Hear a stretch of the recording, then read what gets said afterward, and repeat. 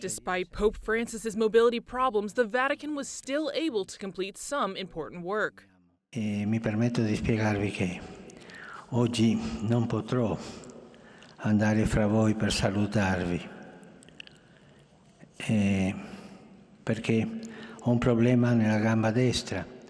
The wear and tear on the Pope's knee was one of the biggest concerns of the year. It forced him to modify his schedule and even cancel some international trips, like the one to Africa scheduled for July. Provo davvero un grande rammarico per aver dovuto rinviare questo viaggio.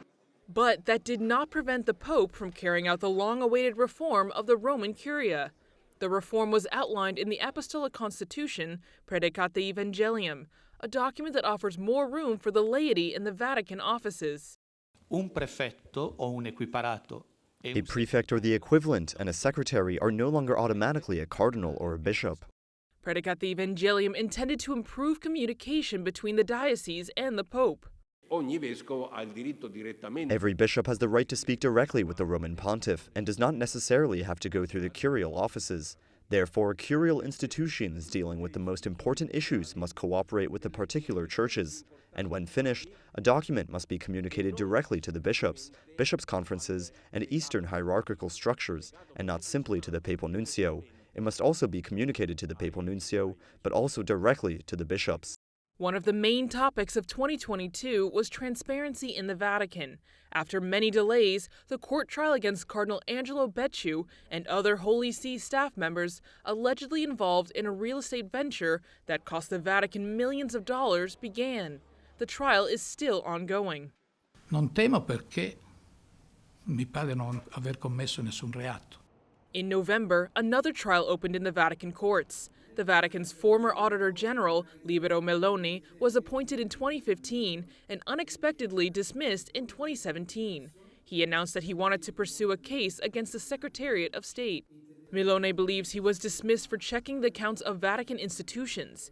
He says he was met with resistance when doing his job.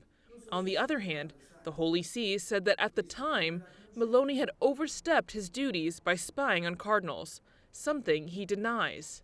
I always acted within the framework of the rules dictated by the Charter and by the Holy Father, who was my only superior. What had we gotten close to? That is the question. What had we seen or thought that we had seen that was causing problems here? The war in Ukraine strongly shaped Pope Francis's agenda for 2022.